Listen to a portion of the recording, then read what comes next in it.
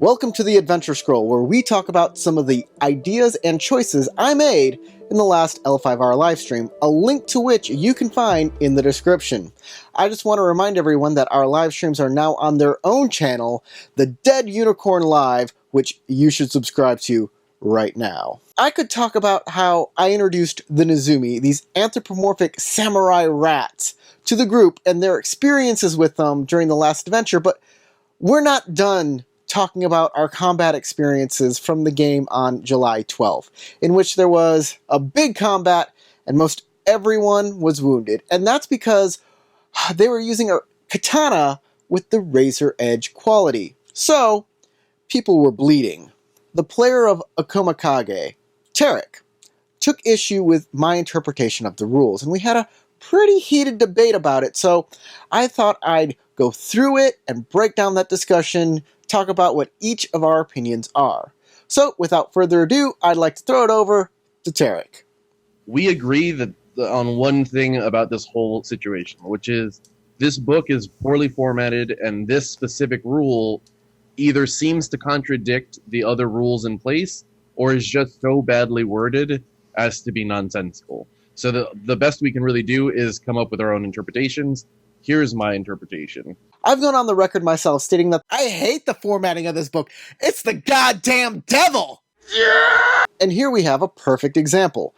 When it comes to bleeding and damage, the rules are broken up in a strange way on several pages. Let me start with a reading of the bleeding rule. Effect. When a bleeding character makes a check, they suffer physical damage equal to the strife on their kept dice, ignoring resistances. Each time damage inflicted this way causes the character to suffer a critical strike. The severity of the critical strike is treated as being equal to the character's current fatigue. To me, this seems to say that every time you take bleeding damage, you get a critical hit. But this rule can be read with a different emphasis, changing the entire meaning of the sentence. When the bleeding character makes a check, they suffer physical damage equal to the strife symbols on their kept dice, ignoring their resistances. Each time damage inflicted this way causes the character to suffer a critical strike. The severity of the critical strike is treated as being equal to the character's current fatigue. Here it seems to say, if the bleeding makes you take a critical hit, the severity is equal to the character's current fatigue. I had an issue with this for two reasons. 1. Bleeding cannot cause a critical hit by opportunity, as bleeding does not generate opportunity. 2.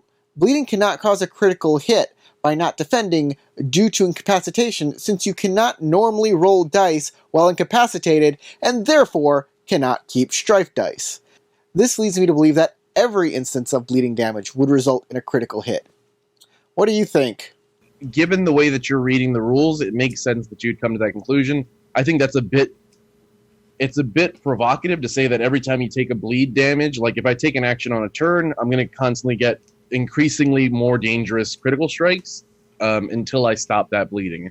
It is gritty and realistic, but it is extremely punitive, which doesn't seem like the spirit of what they were going for to me. That doesn't mean that that's my version is the correct interpretation or not. It just that it seems like that's the case to me. So for me, I thought if bleed brings you to the point where you're now going to fall to incapacitated, not necessarily that you are already incapacitated, but let's say I did an action and I'm very close to being incapacitated because my fatigue is very close to exceeding my endurance.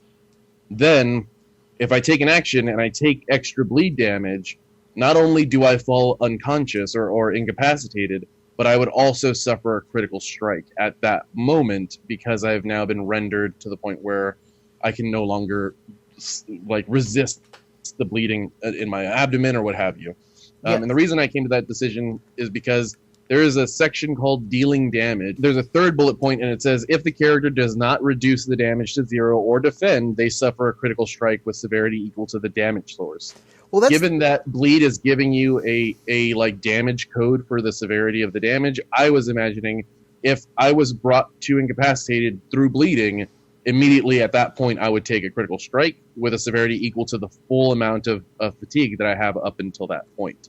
This does go back to the nature of how damage is done in the game. So we have to go back to pages 269 and 268. Yes, in that reverse order, because I think the rules make more sense reading them in this way. First, we must talk about fatigue. When a character takes damage, they aren't cut or bashed. Instead, they dodge or deflect, and gain a number of fatigue doing so. A character defends when they do this. After a character suffered fatigue, if their fatigue exceeds their endurance, the character suffers the incapacitated condition and can no longer defend. When a character cannot defend, they take a critical hit. Critical hit are actual wounds that can cause lasting damage to a character. The question now becomes, when do you become incapacitated? When you take damage, do you become incapacitated and no longer able to defend as soon as you reach your endurance threshold, and therefore instantly take a critical hit? So this is a very interesting conundrum that gets brought up, and in my opinion, 100% yes. If you have now, it's that point where I'm at my breaking point, I can no longer effectively defend myself, so that last attack gets a little bit further through my defenses, and now I've gotten an extra critical strike in because I could not effectively defend myself as well. I think the key here is this one part from under the fatigue rule. After a character suffers fatigue, meaning that you take all fatigue from one action or source, check that against your endurance and then become incapacitated. So you wouldn't take a critical hit from any damage that caused you to exceed your endurance. Only hits while you are already past your endurance. If anything, this needs a clarification in a FAQ or an FAQ or a most recent printing from Final Fantasy Flight. What do you think? Do you agree with me or with Tarek? Or do you have your own interpretation? Are there any rules that tied your group in a knot? I think these kinds of discussions before or after a game are good and necessary for a feeling of fairness. It is 100% up to the GM if the GM is running the game. However they want to run that rule goes, right? If that causes a lot of strife between the players and the GM, maybe the GM should consider thinking about what's best for maintaining a fun gaming environment. But at the same time, the rules are so poorly written that it really would come down to whose interpretation is agreeable to everybody in the group or to the GM most importantly. Over here are our patron squires. Become an official member of the Order of the Dead Unicorn by taking your oath and paying your dues.